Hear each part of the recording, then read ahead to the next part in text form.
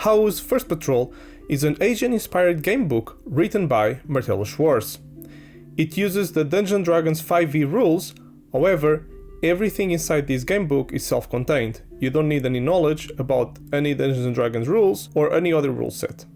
This gamebook was also inspired by the Lone Wolf series, meaning How's First Patrol will be the first book in a campaign where when you finish a book, you're going to keep all your skills, abilities, and everything you did during that book, and you're going to transfer over to book 2, and then book 3, 4, and so on. Currently, there's only book 1, and it's being crowdfunded over on Kickstarter. I'll leave a link on the description below. The author sent me a small preview where I could read the rules and go through Act 1. This was a very short preview. There was only 26 sections to read through. However, I'm going to still talk about how the game works, how the mechanics work, and how the game feels to play. So first, what do you need to play How's First Patrol? You're going to need a pencil, an eraser, a D6, a D20, the adventure sheet, and the book itself. In How's First Patrol, you're going to play as a pre-made character. However, at the start of your adventure, there will be some decisions you can do to customize your character a little bit more. So you're going to play as Hahu. She's a catfolk Harimauja from Boyopur. And you're going to do a journey around the land of Kong Pi, in the world of Uru. Now let's take a look at the adventure sheet. So as you might notice, there are some things on the adventure sheet that are permanently marked. These will never change throughout your adventure, meaning you're going to start this book at level 1 and you're going to finish it at level 1. The same goes for your initiative. It's going to be +3 throughout your entire adventure. The initiative is important during combat. Then you're going to have your armor class or your armor score, basically your defense, your hit points, meaning your HP. If it falls to 0, you will permanently die, meaning this game is permadeath. And when that happens, you have to start at the beginning of the book you're currently reading. Then you're going to have your basic attributes: strength, dexterity, constitution, intelligence, wisdom, and charisma. As you can see, all of these are already printed, meaning they will not change throughout your adventure. The small numbers inside these boxes, strength 12, dexterity 16, constitution 13, and so on, those are not really used during the adventure, and it's just mostly for information. What you're going to use, however, are the dice modifiers inside the circles. So for example, in strength you have +1, dexterity +3, the constitution +1, so on. During your gameplay, sometimes the book will ask you to do some skill checks. And for example, the book might ask you do a strength check of 6. So what you're going to do is you're going to roll a d20. And for example, you got the 5 on the d20. You're going to add a +1 to that 5, which will become 6. And since the difficulty of this skill check was 6, you pass. So in this case, you will need to have 6 or more. And that's the same for all of the other checks.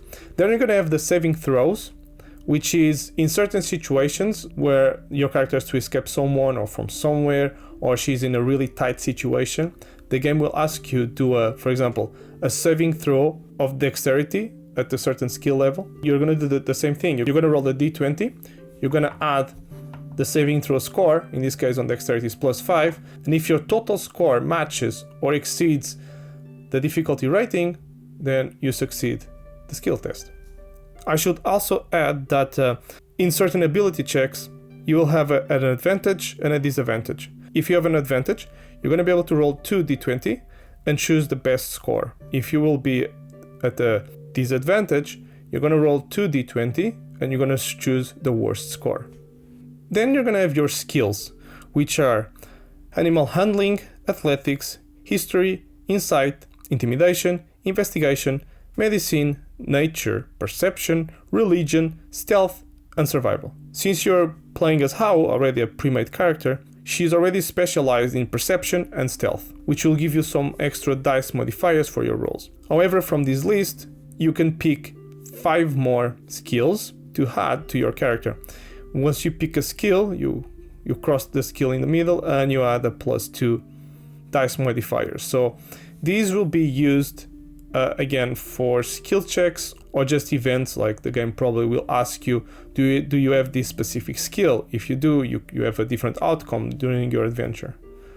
Then you're going to have language. You already know one, which is Harimauja. It's from the place where your character is from, but you're going to be able to choose one extra language that your character is proficient in.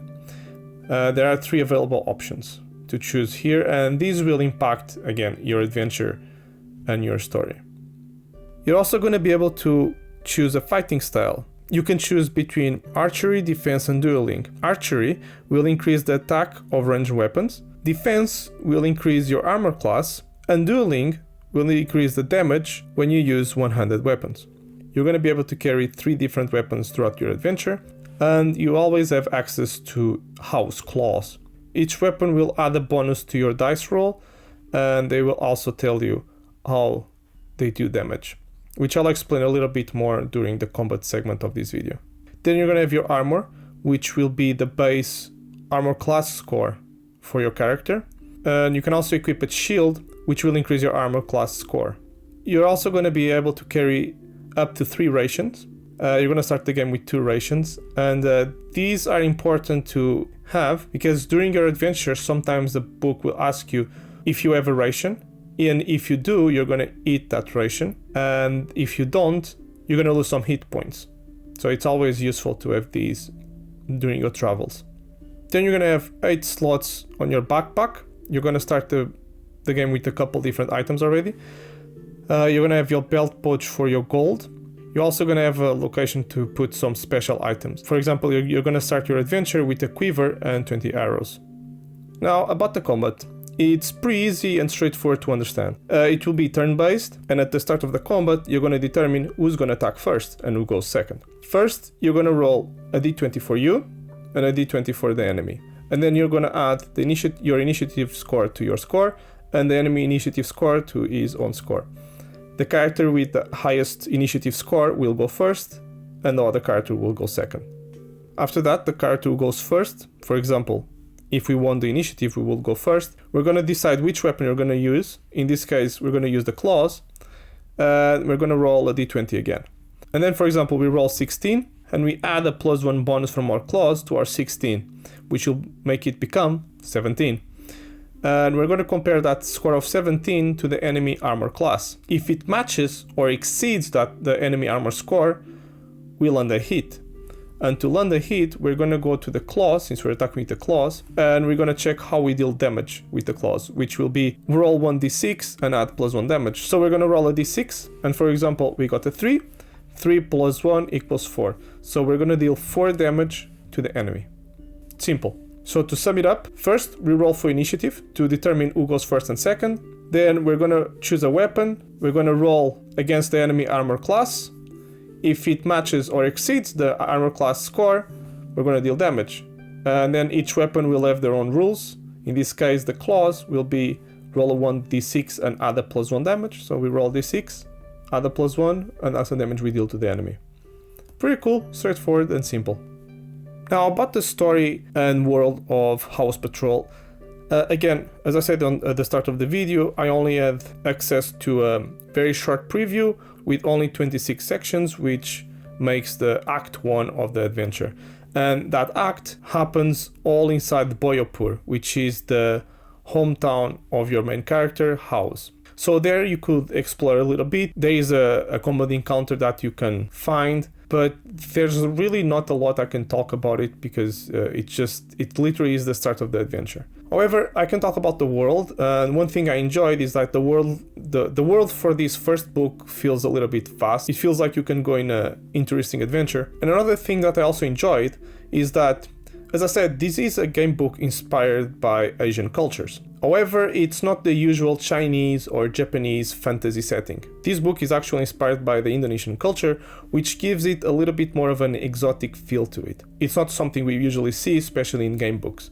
So it makes it a little bit more extra special. Another thing that I enjoyed with this book is the art. It's quite good. It's old school line art, stuff that you could find on Fighting Fantasy or Lone Wolf. And it's handmade, no AI, and it looks really nice. I think it adds a lot of charm to the book and makes it feel a little bit of extra special. So, who is this game book for?